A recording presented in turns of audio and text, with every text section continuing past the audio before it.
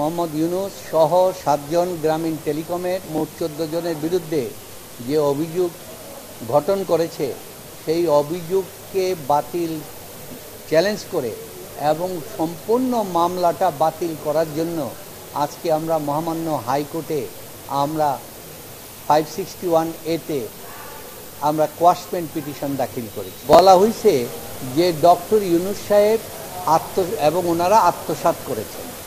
আমরা বললাম ওনাদের কাছে তো কেউ কোনো কিছু জমা রাখে না, তো আত্মসাৎ করতে হলে তো কারোর কাছে জমা থাকতে হবে, তাহলে না সে আত্মসাৎ করবে। শ্রমিকদের 5% পাওনা তাদের সেটেলমেন্ট এগ্রিমেন্ট হাইকোর্টে যে কোম্পানি লয়ে মামলা করেছিল সেই মামলা অনুযায়ী ওই অ্যাকাউন্টে জমা দেওয়া হয়েছে।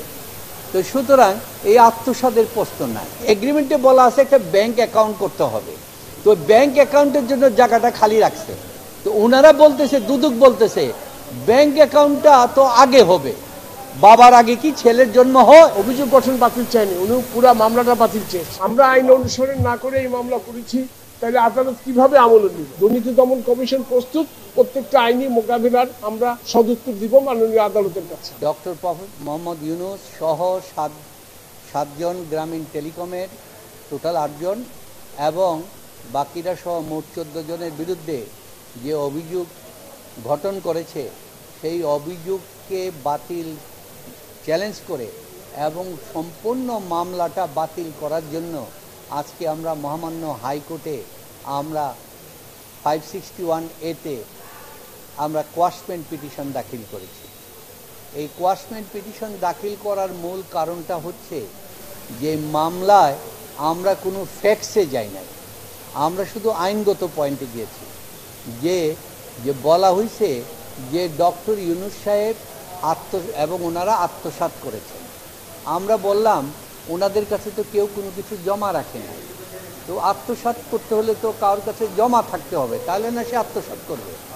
বরং শ্রমিকদের 5% পাওনা তাদের সেটেলমেন্ট এগ্রিমেন্ট হাইকোর্টে যে কোম্পানি লয়ে মামলা করেছিল সেই মামলা অনুযায়ী ওই অ্যাকাউন্টে জমা দেওয়া হয়েছে। তো সুতরাং এই আত্মসাতের প্রশ্ন নাই।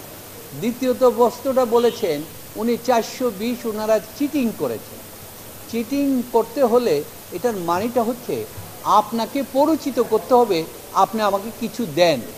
তো আমাকে তো কেউ কিছু দেয় নাই, আমি তো পরিচিত করি নাই, তাহলে এখানে 420ও নাই। তারপরে প্রশ্নটা করা হলো যে এই যে ডকুমেন্টটা করা হচ্ছে সেটেলমেন্ট এগ্রিমেন্টটা, এইটা তো ডকুমেন্টটা করেছে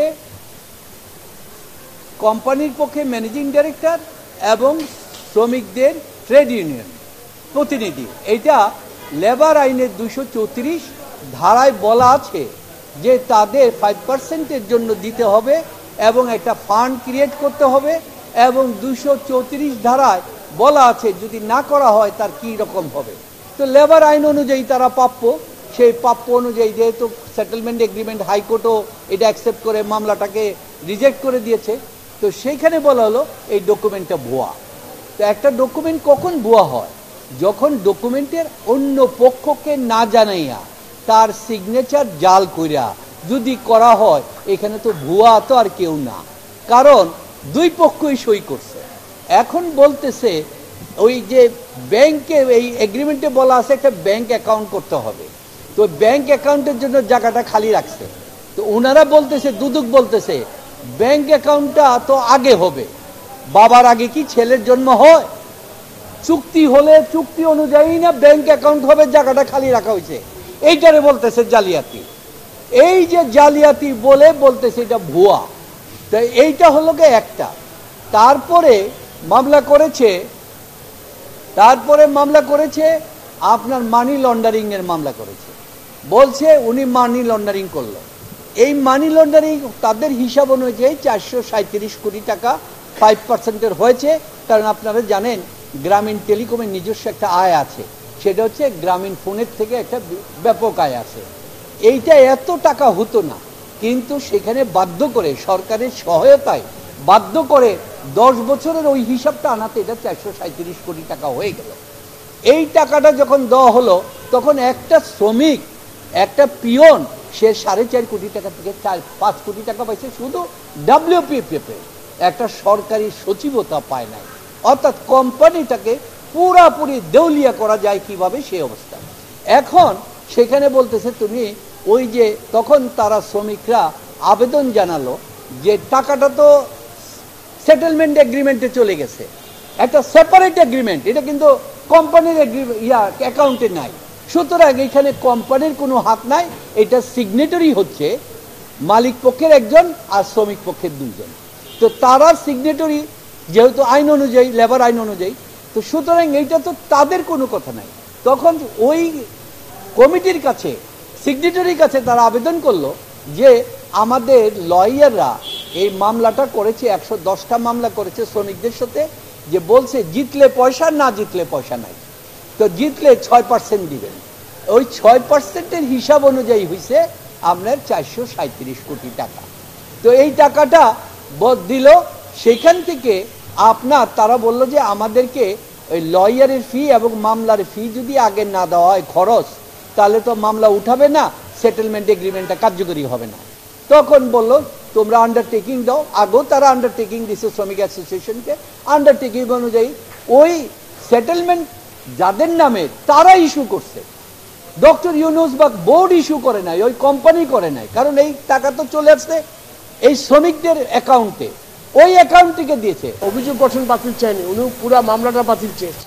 প্রসিডিংস, মামলার পুরো কার্যক্রম বাতিল চেয়ে 561 ক ধারা অনুযায়ী যেটা দরখাস্ত দাখিল করেছে সেটা আমরা কপি পেয়েছি, এবং উনি মেনশন করেছে আগামীকাল লিস্টে আসবে এটা শুনানি, দুদক প্রস্তুত এই ব্যাপারে প্রত্যেকটা আইনি লড়াইয়ের যুক্তিতর্ক উপস্থাপনে ওনারা যে যুক্তি দিবে, কেন কোয়াশিং হবে, আমরা বলবো কেন কোয়াশিং হবে না।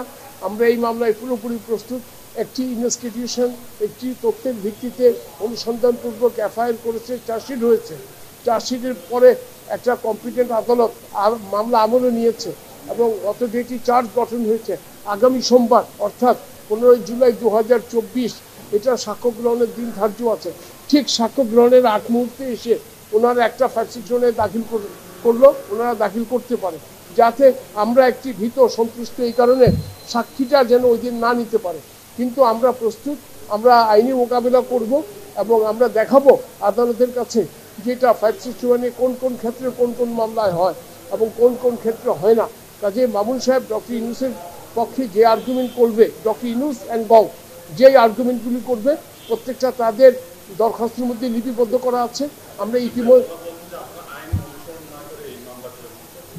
আইন অনুসরণ না করে এই মামলা করেছি, তাহলে আদালত কিভাবে আমলে নিল, আদালত কিভাবে অভিযোগ গঠন করলো?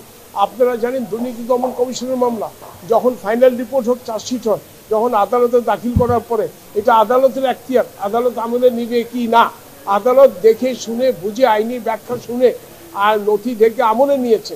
তারপরে চার্জ হিয়ারিংয়ের জন্য স্পেশাল জাজ বিচারিক আদালতে 4 নম্বর কোর্টে পাঠিয়েছেন, সেখানে mister Mamun on behalf of Yunus and গং এর পক্ষে অব্যাহতির একটা আবেদন দিয়েছেন, লম্বা ফিরিস্তি দিয়েছেন, যে ফিরিস্তিগুলি আজকে ওনার অ্যাপ্লিকেশনের রিপ্রোডাকশন হয়েছে।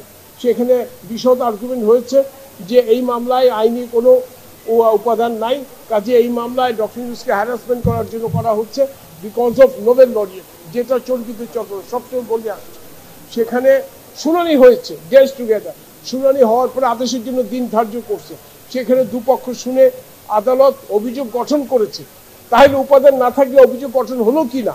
আর উনি তো অভিযোগটা চ্যালেঞ্জ করেননি, উনি পুরো মামলার কার্যক্রমটা চ্যালেঞ্জ করেছেন। কাজে আর দুর্নীতি দমন কমিশন প্রস্তুত, প্রত্যেকটা আইনি মোকাবিলার আমরা সদুত্তর দিব মাননীয় আদালতের কাছে।